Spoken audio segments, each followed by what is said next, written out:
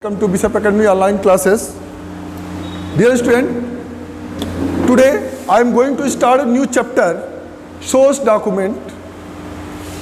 In this chapter, source document, you will study about the different types of document which are used in the transactions like purchase, sales, and some credit notes, debit notes, etc. Source documents is a very important documents which is a written documents. It is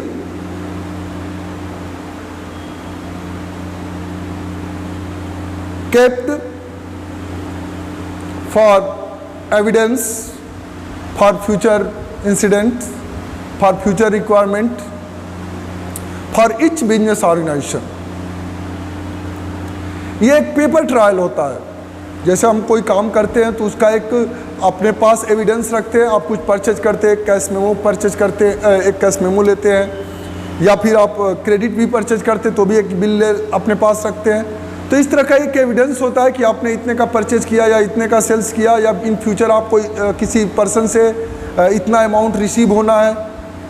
आपके पास एक evidence, एक साक्ष्य होना चाहिए जो कि future में होने वाले किसी डिस्प्यूट से भी आपको सेफ रख सकता है, फ्यूचर के डिस्प्यूट में आपको हेल्प कर सकता है, अकाउंटिंग में आपको हेल्प कर सकता है, अकाउंटिंग के एविडेंस में आपको हेल्प कर सकता है, और गवर्नमेंट डॉक्यूमेंटेशन में भी आपको ये हेल्प कर सकता है. सबसे पहले जानते हैं व्हाट इज सोर्स डॉक्यूमेंट.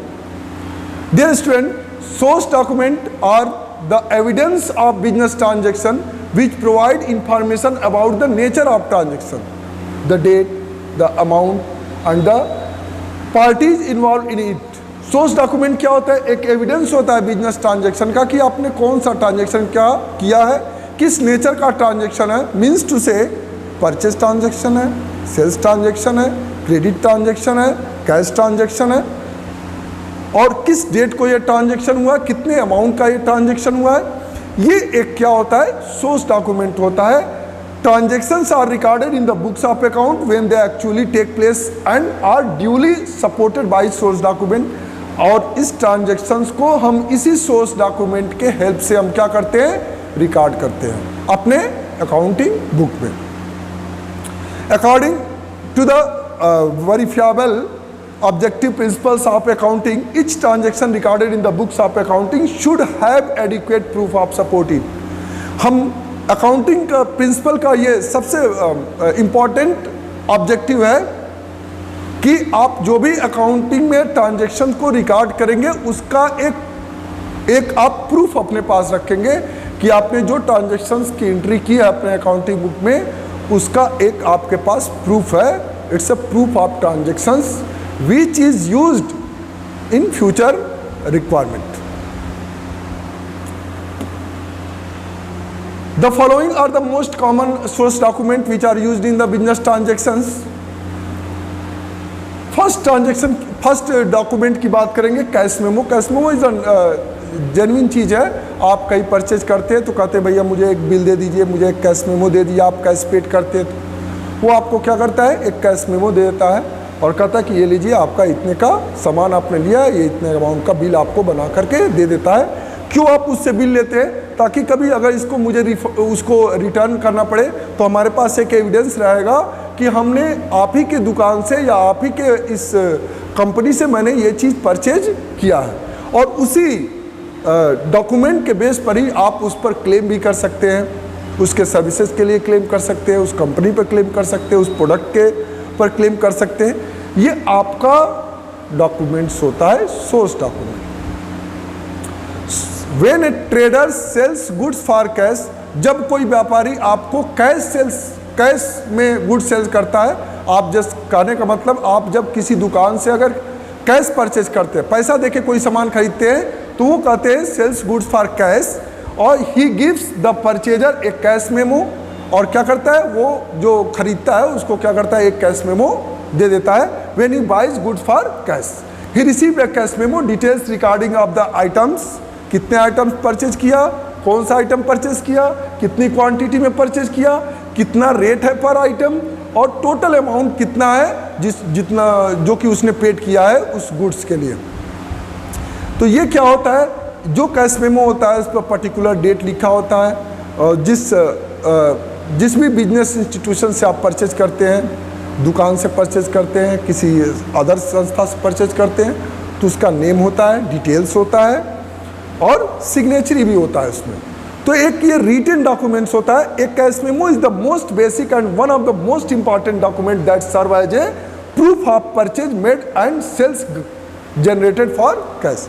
तो ये एक प्रूफ होता है कि आपने परचेज किया, कैश परचेज का भी प्रूफ होता है और ये सेल्स जनरेशन मतलब कैश सेल्स का भी एक प्रूफ होता है।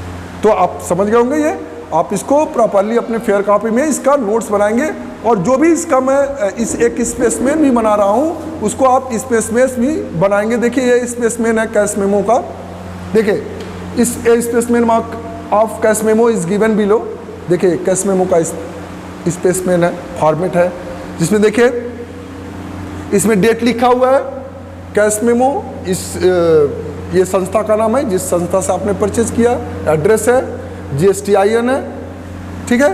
और यहाँ पे देखिए ये डिस्क्रिप्शन दिया हुआ है, क्वांटिटी कितना लिया है, 2 लिया है, क्या लिया है, मॉडर्न सन ग्लासेस लिए हैं, 1800 पर सन ग्लासेस का रेट है, 3600 मॉडर्न सन ग्लासेस का प्राइस हो गया।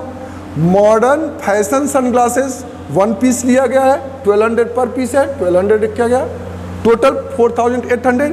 अब इसमें CGST 6% ऐड किया गया है, 288, SGST 6% ऐड किया गया है, 288। टोटल जो अमाउंट पेड किया गया है वो 5376 परचेज किया है। तो ये आपका ये कैश मेमो हो गया, ठीक है। और इसमें जो भी मैनेजर है उस पर एक सिग्नेचरी हो गया। तो ये एक कैश मेमो का क्या है, फॉर्मेट है और इस तरह का आप कॉपी में इसको इसी तरह से जैसे फॉर्मेट है वैसे आप हेडिंग के थ्रू, कॉपी के थ्रू आप बनाएंगे अपने कॉपी में। नेक्स्ट है इनवॉइस बिल। इनवॉइस और बिल। इनवॉइस क्या है, when a trader sell goods on credit. अभी तक मैंने क्या कहा था कि when a trader sells goods for cash. जो कैश मेमो होता है जब कोई व्यापारी कैश सेल्स करता है अपने गुड्स को तो वो उसके लिए हम कैश मेमो बनाते हैं। और इनवॉइस कब बनाते हैं या बिल कब बनाते हैं, जब कोई ट्रेडर किसी को उधार बेचता है, मतलब क्रेडिट सेल्स करता है। He prepares a sell invoice or bill. It contains complete details relating to the terms of payment and the name and address of the seller and buyer, quantity, quality, rate, and the total amount of sale. The original copy, the sell invoice, is given to the purchaser and its duplicate copy is kept for making record in the books of accounts and it maintains as a supporting documents for future reference. तो मैंने क्या कहा था कि ये जो अगर credit sales करता है तो उसकी 2 कॉपी बनती है, कार्बन कॉपी बनती है, जो ओरिजिनल कॉपी होती है वो उस परचेजर को देता है, मतलब जिसको बेचता है, ठीक। और दूसरी कॉपी कार्बन कॉपी होती है अपने पास फ्यूचर रेफरेंस के लिए रख लेता है, ताकि इन फ्यूचर जब उससे पेमेंट रिसीव हो तो वो उसको चेक करके उतना अमाउंट रिसीव कर ले। ये देखिए ये इनवॉइस बिल का फॉर्मेट है, ठीक है। इनवॉइस बिल का है स्पेसमेन ऑफ एन इनवॉइस और bill. Invoice Rajesh electronics, Nehru palace, new Delhi, GSTIN। ये देखिए GSTIN, देखिए यहाँ पे स्पेस दिया हुआ है। GSTIN का अलग अलग संस्था का अलग अलग GSTIN होता है। नेम एंड एड्रेस कस्टमर, ये कस्टमर का एड्रेस है, ठीक। Terms 5% cash discount if payment made in within 15 days. इस पर टर्म्स कंडीशन भी है कि अगर वो विदिन 15 डेज पेमेंट इसका कर देता है तो उसको 5% कैश डिस्काउंट भी प्रोवाइड किया जाएगा।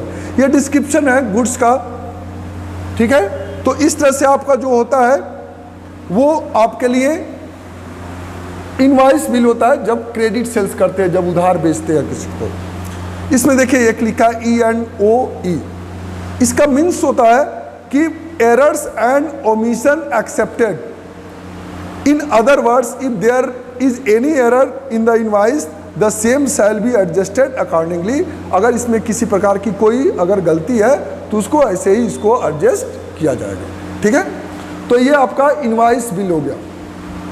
अब देखिए कैश मेमो और इनवॉइस बिल दोनों में क्या डिफरेंस है उसको भी जान लीजिए। कैश मेमो क्या करते हैं, मीनिंग क्या है, documents evidencing cash sales and stating amount receive from buyers. Cash memo क्या होता है कि एक डॉक्यूमेंट होता है कैश सेल्स का जिसमें यह स्टेट किया जाता है कि बायर से हमने कैश रिसीव किया है एक पर्टिकुलर अमाउंट। इनवॉइस और बिल में क्या है, document evidencing credit sales and stating amount due from buyer और डेप्टर्स।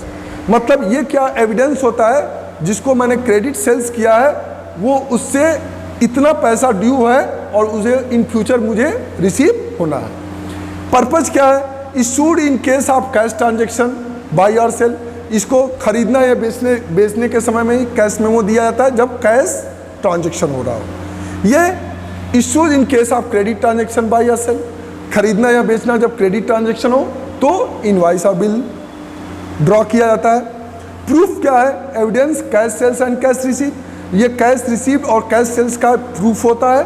ये क्या होता है, evidence credit sale and amount due. ये अमाउंट ड्यू और क्रेडिट सेल्स का प्रूफ होता है कि हमने उधार बेचा।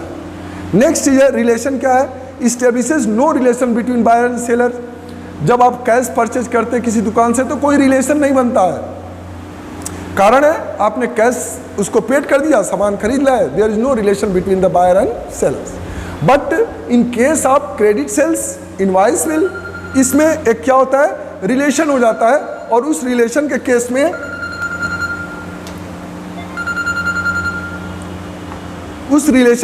में क्या होता है कि आपका उस सेलर से रिलेशन इस्टेब्लिश हो जाता है।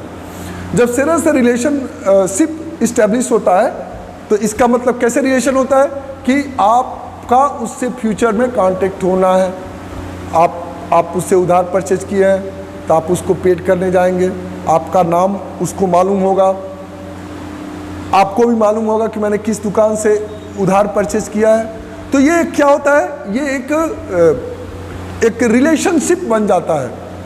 जबकि कैश ट्रांजैक्शन में कभी भी दुकानदार आपसे कोई नाम नहीं पूछता है कि आपका नाम क्या है। जब कैश सेल्स करता है तो नाम नहीं पूछता, लेकिन क्रेडिट सेल्स वही करे, उधार बेचे तो आपका नाम पूछेगा या आपके गार्जियन नाम पूछेगा कि क्या नाम है, मैं किस नाम से लिखूं इसको, तो वो लिखेगा ना, अपने वहाँ अकाउंट मेंटेन करेगा ना कि हमने किसको उधार दिया है।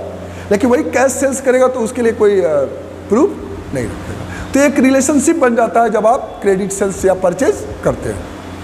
Entry entered in the cash book, cash transaction को हम कैश बुक में रिकॉर्ड करते हैं, जबकि क्रेडिट ट्रांजैक्शन को हम सेल्स या परचेज बुक में रिकॉर्ड करते हैं। इसको आगे आप सेल्स बुक, कैश बुक और परचेज बुक ये सब्सिडरी बुक है। जब आप आगे आपको पढ़ाएंगे, इसी की जस्ट बाद आपको पढ़ाया जाएगा कैश बुक क्या होता है, परचेज बुक क्या होता है, ये सब्सिडरी बुक आपके इसके बारे में बताया जाएगा। नेक्स्ट है stamp. One revenue stamp to be a fixed value of sales exceed 500 से ज़्यादा का अगर कोई सेल हो रहा है तो उस पर एक रेवेन्यू स्टैम्प होता है, जो दुकानदार के पास होता है वो अपना स्टैंपिंग कर देता है। No requirement of affixing a revenue stamp, इस पर कोई रेवेन्यू स्टैम्प का रिक्वायरमेंट नहीं होता है। कब? जब क्रेडिट सेल्स या परचेज हुआ रहता है, मतलब इनवॉइस बिल के केस में। तो डियर स्टूडेंट, आपको अपने फेयर कॉपी पे इसका प्रॉपरली नोट्स बनाना है। जो फॉर्मेट है इनवॉइस बिल का या कैश मेमो का, जो भी चीज़ें आपको प्रॉपरली नोट्स मेंटेन करना है और इसको लर्न करना है, ताकि आपको आगे के चैप्टर में आपको कोई दिक्कत नहीं। It is the most important. इस पर आपको प्रोजेक्ट भी बनाने होते हैं। Thank you, have a nice day.